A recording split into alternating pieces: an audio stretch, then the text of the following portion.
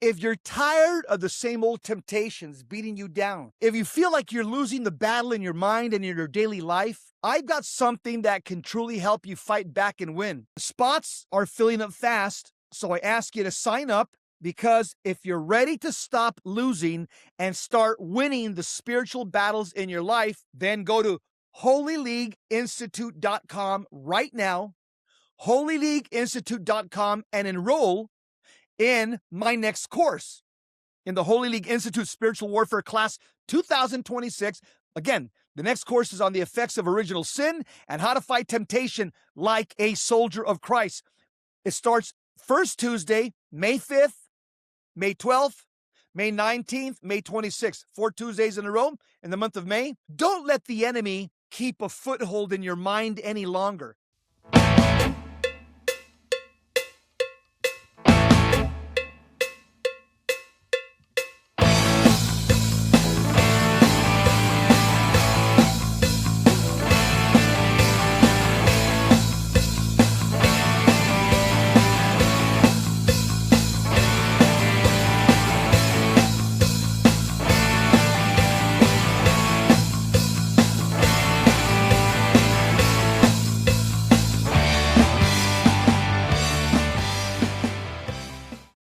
Ben studied his way out of Mormonism and studied his way into Catholicism. In these series of talks, Ben explains and exposes Mormonism step by step. From growing up in the LDS Church to discovering the fullness of the Catholic faith, Ben's journey is filled with honesty, intellectual integrity, and a deep love for Jesus Christ and his church. It's important to note that Mormons are people of faith and goodwill. Nothing that Ben says here is meant to demean any of them or wish them any harm or insult them. It's just important to know what they believe and what we believe. And Ben explains this clearly. Well, Ben, brother, welcome to the Jesse Romero Show. It's great to have you here. You're ready. Welcome to this incredible interview. I love journeys of faith. Saul of Tarsus to St. Paul, and there's just so many, St. Augustine, kind of a wretched, wild young man, to the great bishop of Africa. Now we have, and it doesn't happen very often though, what I'm saying. So I like to see this because I usually see traffic the other way. I'm almost as holy as them. Yeah, right. We usually see Catholics going towards Mormonism. It's a breath of fresh air when we see Mormons becoming Catholics. The Book of Mormon is another testament of Jesus Christ. This was written by Joseph Smith. You're writing your book is already written. You have a manuscript, and what's it called? I used to be Mormon, but now I'm Christian. How I found Jesus in the Roman Catholic Church. Wow. This book right here, Ben, is generally given to people when they go visit, they knock at your door and they think you're a little bit interested. They'll give you this. It's called The Restoration of the Gospel of Jesus Christ. As we're talking about it, Mormonism was started by Joseph Smith, not Jesus. They admit it. But their big argument is that Christianity went corrupt very early on. They call it the Great Apostasy. And so that necessitates Mormonism, or that's a restored gospel. Looking at this pamphlet that you probably passed out, I don't know, probably hundreds of these in your lifetime, and probably taking a look at with fresh eyes, with Catholic eyes, what things in this pamphlet would you see now that are fundamentally wrong as you've been going through it? I would say there's too much vagueness in it. There's a lot of generic language. They don't give a lot of names or dates. When they talk about there was this great apostasy, they don't say when it started exactly. I've always tried to pin them down on that. Every time I've talked to Mormons, I say, give me the date when this apostasy occurred, who initiated the apostasy, and all you get is a blank stare. It's ambiguous. They talk like, Kamala Harris or something. A lot of word salad. Yeah, and a lot of Mormons are ignorant of Catholic Church history. I know I was ignorant of Catholic Church history for the longest time. One book that I came across after I lost my Mormon testimony in 2012 was, I think it was just called The History of the Church by Eusebius. It was written in the 300s or something like that. And it was all about Roman emperors and how they were persecuting the Christians back then. And there were lots of letters back and forth between bishops, and it just went through a history of these lives of all these Christians who were being martyred, fed to the lions, burned to death, crushed to death. and they weren't giving up Christianity, and Christianity just kept growing, actually, even though the emperor was persecuting them so much. And reading that book really opened my eyes. I was like, wow, there were a ton of Christians a long time ago that I never even heard about, never even thought about, never even read anything that they ever wrote. So yeah, I think if you don't know much about church history, you might buy the Great Apostasy lie. This book, you're very familiar with it, the Book of Mormon. I was looking at it again today. It's been years since I've opened it up. There is some anti-Catholic doctrine in the book of it's in Second Nephi, I think, chapter 20 and 29. I want to show it to you. I was just looking at it again, because I've asked Mormons, do you guys reference the Catholic faith? And they'll say, yeah, we certainly do. In Second Nephi, chapter 28, from verses, many false churches shall be built up in the last days. They shall teach false and vain and foolish doctrines. Apostasy shall abound because of false teachers. The devil shall rage in the hearts of men. He shall teach all manner of false doctrines. So you go through all Second Nephi, chapter 28, and it's a reference to Catholicism and Protestantism. It continues on to Second Nephi, chapter 29. I'm looking at a footnote here. It says, 2 Nephi 28:19, but behold, that great and abominable church, the whore of all the earth, must tumble to the earth, and great must be the fall thereof. The footnote says the church of the devil. I've talked to Mormons. They say that's the Catholic Church. Yeah. They'll tell you that's our footnotes. That's you guys, the church of the devil. But you got to pin them on it, because I found it. What church are you referring to? You guys. Right? Yeah, now they would deny that now. And the missionaries who told you that were not following their rule book or their talking points. Yeah, of course. Because the talking points now is the Great and Abominable Church was not really a church. The Great and Abominable Church was more like a philosophy or an attitude or some type of an amorphous thing, you know. It's also in 1 Nephi chapter 13, it talks more about the Great and Abominable Church. And the angel said unto me, behold, the formation of a church, which is most abominable above all other churches, which slayeth the saints of God, and tortureth them, and bindeth them down, and yoketh them. A lot of these words end in th, yoketh, bindeth, etc. They just borrowed from the King. Oh, yeah. Joseph Smith was just making words like that because he wanted it to sound like the Bible, right. Which the version he used was the King James Version. Why is it that the Mormons just prefer the King James Version? I don't know. That's just the one they all use. Okay. And then for some crazy reason, they're just crazy about sticking with it. I've never understood why. And it came to pass that I beheld this great and abominable church, and I saw the devil, that he was the founder of it.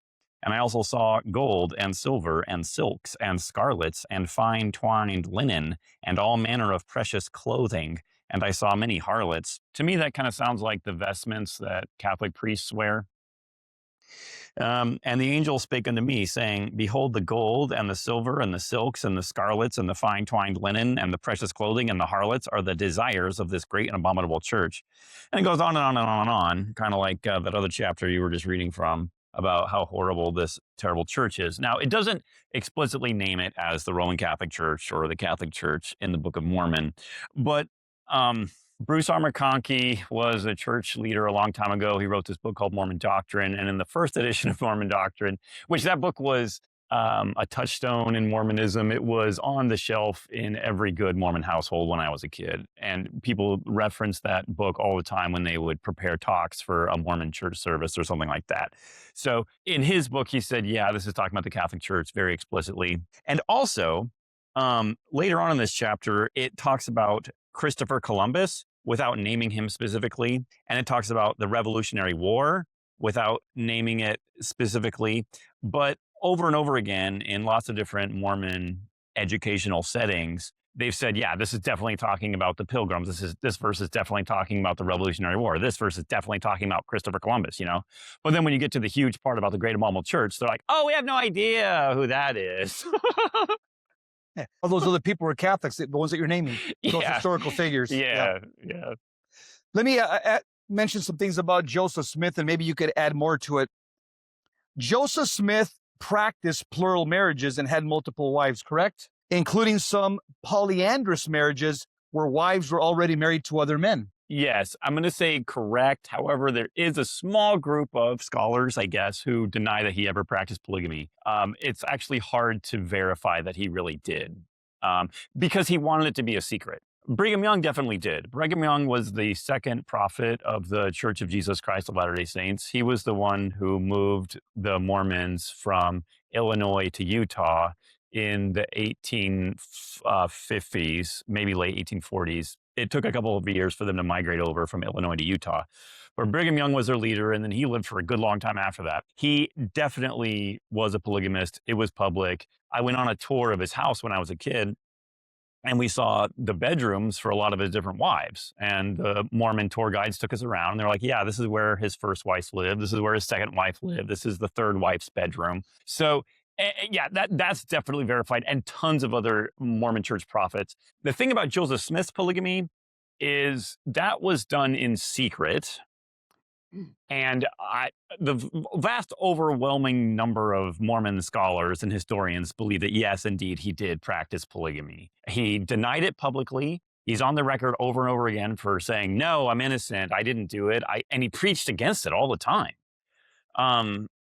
But privately, he was doing it. That's what I think. And like I said, there's a very small amount of people who deny that he ever did it, but I think they're wrong. Got it. Let me ask you this. Is this true that Joseph Smith participated in a shootout during the attack at Carthage Jail in Illinois on June 27th, 1844? Yeah. A mob stormed the jail where he and others were held, and Joseph Smith had smuggled a pepper-box pistol and fired several shots in self-defense, wounding at least one attacker, according to accounts. His brother Hiram was killed first, and Joseph was shot multiple times by the mob, both from inside the room and through the door, the window, before falling from a second-story window. He died shortly after hitting the ground from the gunfire, not surviving the fall alone. Contemporary eyewitnesses accounts from both Latter-day Saint sources, non-Latter-day Saint sources, that the records confirm that he was armed and fired back. So he died a tragic death in a shootout, right? Right. I do not consider him to be a martyr. No, me neither. Of course not. He had a gun. He was armed. He was shooting back. Yeah. Okay. If you go to www.whokilledjosephsmith.com, you'll see a good movie. There's two movies, two documentaries. There's the first part and the second part. Justin Griffith, I want to say his name is. I'm not sure about that. He was a member of the church. He's still alive, but he got excommunicated for this movie. He had this crazy theory, which I think is totally true. But it's that Joseph Smith's murder was an inside job. There were 4 people in the Carthage Jail at that time on June 27th, 1844, the day that he was killed. There was Joseph Smith, his brother Hiram Smith, Willard Richards, and John Taylor. And the conspiracy is, and what I think the truth is, they were having a fight amongst themselves. It was his friends who took him out. It's crazy. But then after he died, they totally lied about it. They covered up the crime scene. And there's actually, there's a whole long documentary about it. One of the gunshots that Hiram Smith received, there was a gunshot that went into his chin and out through his nose. So it was like the only way that shot could have been made is if there was a gun right underneath his neck. Okay. So it was like right here, and then it went out of his nose. And I think it was 1928 or something like that. The president of the reorganized Church of Jesus Christ of Latter-day Saints actually exhumed the skeletons of Joseph Smith and Hiram Smith, took out the bodies and took photographs and measured them and everything like that. So there is forensic evidence still around that people have analyzed. And this guy who made the documentary, just kind of like in a previous episode here, I talked about how I nearly got excommunicated just for writing stuff, and they didn't want to discuss anything. They just shut me down and said, shut up, shut up, shut up. Well, the same thing happened to this guy who made the documentary. They were like, yeah, just shut up and and you're excommunicated. So they did excommunicate him. I want to get into something controversial here. Okay. I want you to comment on this. The Book of Mormon teaches that righteous Nephites, described as white, and wicked Lamanites, cursed with a skin of blackness, is a mark to separate them. For example, in 2 Nephi chapter 5, verse 21, later passages promise the curse, the skin of darkness, would lift with righteousness. For example, in 3 Nephi 2:15, And an 1830 edition of 2 Nephi 30, verse 6, referring to becoming white and delightsome. Later translations were changed to pure and delightsome. Yeah. The idea linking black skin to Cain's curse originated in other LDS scriptures, the Pearl of Great Price, in the Book of Moses, chapter 7, verse 22, and Abraham, chapter 1, verse 21 to 27. And folk theology developed later a priesthood temple ordinance ban on those of black African descent was instituted under Brigham Young, not Joseph Smith, starting around 1852. It was justified by some leaders using the Canaanite curse theories. The African descent ban lasted until 1978 and was officially disavowed by the LDS Church in 2013 as not of divine origin. Anything you want to add to that? It's all true. Everything you said is all true. Yeah. I don't know how they justify it or explain it. Well, I mean, they don't. Okay, so sometimes people ask me, oh, how do Mormons explain this? How do Mormons explain that? And my response sometimes is, look, the Mormon church leaders, they don't need to explain anything to their followers. All they need to do is say, we're the boss, you're the employee. That's the way it is. And actually, I think the last time that a Mormon church president did a public interview with a journalist was with President Gordon B. Hinckley. It might have been around the 2002 Winter Olympics, which was held in Salt Lake City, Utah. I might be getting some of those dates wrong, but anyway, definitely President Hinckley was on Larry King, the CNN interviewer guy. Yeah. And gosh, maybe it was somebody else. Some interviewer was asking him about this priesthood ban, right? And you know what President Hinckley said? He said, we don't know why God did it. That's just the way it is. So, no, there's no way, and there's no explanation they can give for it. I mean, it's in the historical record, and you can see very clearly, yeah, the earlier edition of the Book of Mormon said that the Lamanites got their skins changed to white and delightsome. Later, it said they were pure and delightsome. So there's this Mormon apologetics website called FAIR, and they have this ridiculous article on there that I heard one time. That I read one time, and it was about how they were theorizing that when the Book of Mormon said the word skin, it didn't really mean skin. Or when they were talking about they received a skin of blackness, it wasn't really a skin of blackness. They said maybe it was more like a black scent. Maybe it was more of an accent that black people would use or something like that. Maybe they were just talking differently. It's crazy. So yeah, a lot of times the Mormon apologists will say they will say that skin doesn't really mean skin. Church doesn't really mean church. Steel doesn't really mean steel. Horses doesn't really mean horses. And Ben, they also justify these changes in their doctrines by saying, well, we've got the prophet now, which would be like their leader. The prophet now has new revelation, right? Don't they just use that term? Yeah. Yeah. New revelation. Yeah. So it's like whatever the new prophet says goes, even if it doesn't make sense. And I think that's what eventually drew me out of Mormonism is I really wasn't reading anything anti-Mormon. I wasn't reading anything by ex-Mormons. I wasn't reading anything by Catholics for certain. I was just reading Mormon scripture and Mormon books and using my own brain and saying like, wait, I don't understand this. It doesn't make sense. And it seemed like when I would ask questions, I wouldn't get satisfactory answers. Let me ask you this. What would you add to this? The Mormons believe that Joseph Smith was a prophet with a capital P. We talked about that last time. And so the story goes, Joseph Smith was 14 years old when he went into a grove of trees known as the Sacred Grove near his family town in Palmyra, Manchester, New York, in the spring of 1820, and experienced what members of the Church of Jesus Christ of Latter-day Saints call the first vision. In this supernatural revelation, he reported seeing God the Father and Jesus Christ, who instructed him not to join any existing churches. He did not found the church immediately after this event.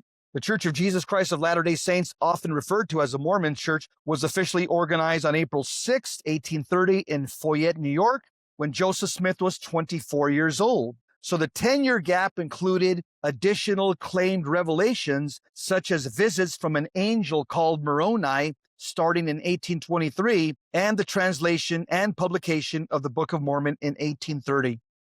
And in 1846, the Mormons began their exodus from New York to Utah. Anything else you would add to that? I could go deep into why the first vision is bogus, if you want. Reading from Joseph Smith's history. This was written in 1838, I want to say. This is his first vision of God the Father and Jesus Christ, right? Yeah. It no sooner appeared than I found myself delivered. I'm reading Joseph Smith's words here. It no sooner appeared. So he's talking about this pillar of light that appeared over his head. It no sooner appeared than I found myself delivered from the enemy which held me bound. That's supposedly Satan. When the light rested upon me, I saw two personages whose brightness and glory defy all description, standing above me in the air. One of them spake unto me, calling me by name, and said, pointing to the other, This is my beloved Son, hear him. My object in going to inquire of the Lord was to know which of all the sects was right, that I might know which to join. No sooner, therefore, did I get possession of myself, so as to be able to speak, than I asked the personages who stood above me in the light, which of all the sects was right. For at this time, it had never entered into my heart that all were wronged. Sects meaning denominations. Yeah. S-E-C-T-S. and which I should join. I was answered that I must join none of them, for they were all wrong. And the personage who addressed me said that all their creeds were an abomination in his sight, that those professors were all corrupt, that they draw near to me with their lips, but their hearts are far from me. They teach for doctrines the commandments of men, having a form of godliness, but they deny the power thereof. So a lot of times Mormons will act very friendly. I'll say, and with me too, like, so Mormons won't talk to me anymore. I wish they would. I want to talk to them. Some of them on the internet talk to me, and I appreciate that. But Mormon missionaries, as soon as they find out who I am and what I stand for and everything, they're gone as soon as possible. It's like you have leprosy to them, right? Totally. And it's very hurtful because we used to be friends, you know, and sometimes I see Mormons having their get-togethers, potlucks, whatever. I see them from afar and I feel some nostalgia, and it makes me sad, you know, that I can't be part of that anymore. But I mean, I'm glad that I left, of course, but it's just painful because as soon as you stop believing in it and you're open about not believing in it, because I was a closeted non-believer for 7 years and they acted like everything was fine with me. You know what I mean? Sometimes they say that, they can observe people's auras, or they can tell when people's countenances have fallen, you know, some type of a mystical light rays or exude from people when they're Mormon, when they're all happy and good and Mormon. There's these mystical light rays that say like, oh yeah, he's one of us, he's good. So what's kind of funny is nobody noticed that I had a darkened countenance for 7 years when I really didn't believe it. You know what I mean? But anyway, once they found out that, oh wow, Ben's really gone off the deep end, he's not coming back, he's serious about this, he's done his homework, all this stuff, like I feel like they can't handle it, don't want to deal with it, don't want to think about it. I make them uncomfortable. My mere presence just makes them uncomfortable. So anyway, the point that I was going to make was sometimes Mormons say, oh, I'm just happy for you that you're happy. And that's probably what they would say to a guy like you, Jesse Romero. They say it all the time, yeah. Oh, yeah. Happy that you're, yeah. Or is something like, okay, well, what if somebody's a Muslim? How do you feel about people being Muslim? Oh, yeah, I'm just happy that they're happy. How do you feel about somebody being a Scientologist? Oh, if they're happy, whatever works for them, whatever. You know what I mean? Or so like a member of the Heaven's Gate cult. Like, how do you feel about people who are in the Heaven's Gate cult? Are you happy that they're happy? Because they look pretty happy sometimes, you know? And we'll be saying like, well, I don't know. Yeah, like who am I to judge? I mean, yeah, I'm happy that they're happy. That sounds happy. I'm not opposed to happiness. So whatever makes people happy. So sometimes they're like that. But then other times they have scriptures like this where they say, no, all the other churches are wrong. All the other religions are wrong. Not only are they wrong or misguided or well-intentioned, it doesn't say that. It says the professors are all corrupt, you know, and all their creeds are an abomination. That's like really crazy language. All right. So then the other thing that strikes me as crazy or problematic in Joseph Smith's history is, I'm going to read here for a while again. Joseph Smith wrote, some few days after I had this vision, I happened to be in company with one of the Methodist preachers who was very active in the before-mentioned religious excitement. And conversing with him on the subject of religion, I took occasion to give him an account of the vision which I had had. I was greatly surprised at his behavior. He treated my communication not only lightly, but with great contempt, saying it was all of the devil, that there were no such things as visions or revelations in these days. By the way, that's a straw man argument right there. I heard when I was Mormon, I thought that nobody else believed in revelation anymore. Nobody else believed in modern day revelation.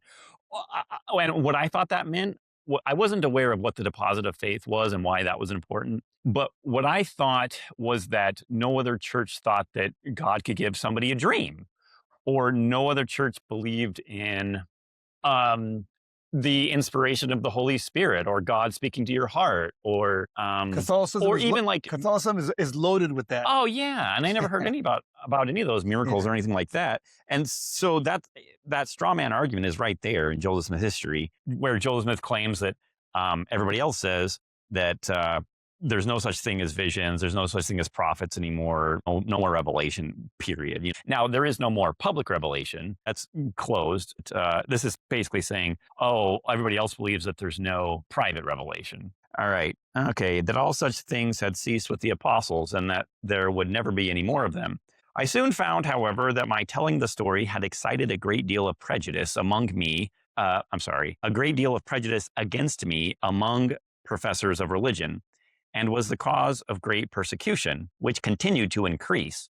And though I was an obscure boy, only between 14 and 15 years of age, and my circumstances in life such as to make a boy of no consequence in the world, yet men of high standing would take notice sufficient to excite the public mind against me, and create a bitter persecution.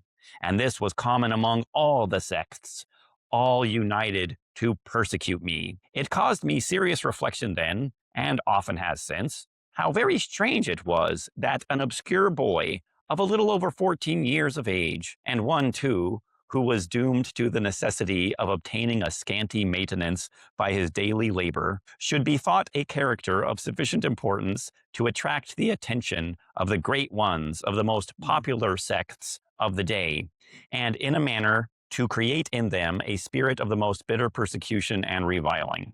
All right, so right there he says that the great men of the day persecuted him. He said that the Protestants and Catholics probably. Yeah. Yes, he said that all the leaders of all the different denominations were united to persecute him.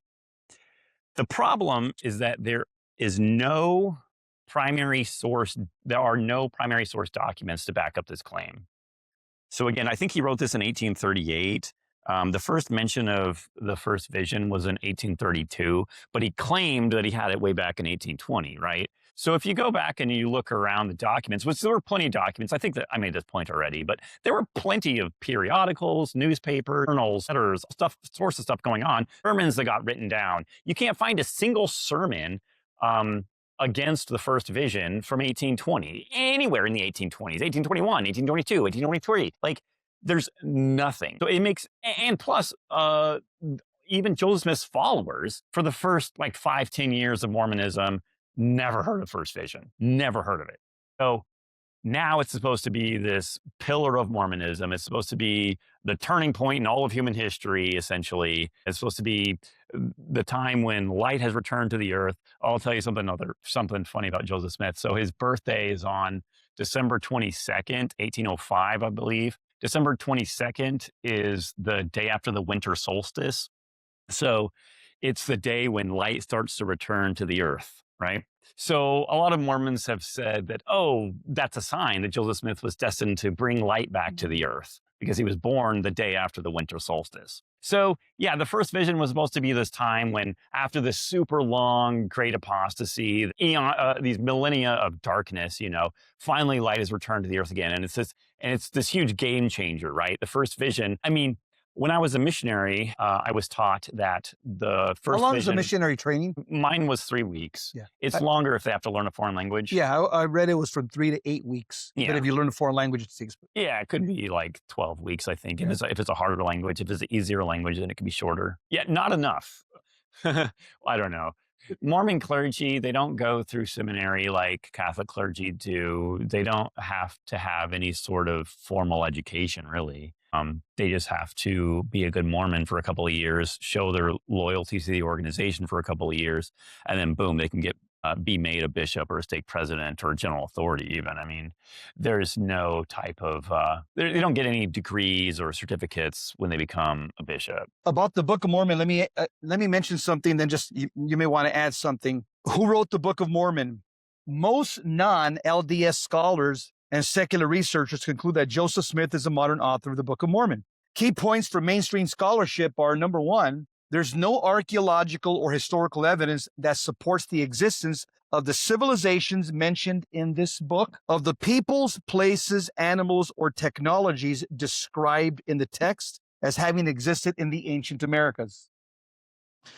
The book's content shows strong 19th century influences, King James style, biblical language, post-biblical Christian theology, for example, infant baptism debates, Trinitarian-like concepts, and themes from contemporary sources, parallels with books like The View of the Hebrews by Ethan Smith or The Late War. Point number three, the rapid dictation process, about 60 to 90 working days for the bulk of the manuscript, with minimal revisions, is cited both as evidence of divine inspiration by believers and remarkable creativity or preparation by critics. There is no original golden plates. They've never been available for independent examination. They were reportedly taken back by the angel Moroni. In summary, believers regard it as ancient scripture translated by Joseph Smith, while the majority of outsiders view Joseph Smith as its sole or primary author. Anything else you would add to that? No, I agree with all of that. Hello, family. My name is Jesse Romero. My new book, Spiritual Warfare, Questions and Answers for Priests and Laity. This is about 20 years of compiling questions that people have sent me on spiritual warfare. Any single question that you have on spiritual warfare, I answer using the Bible, using Catholic theology from a Catholic perspective.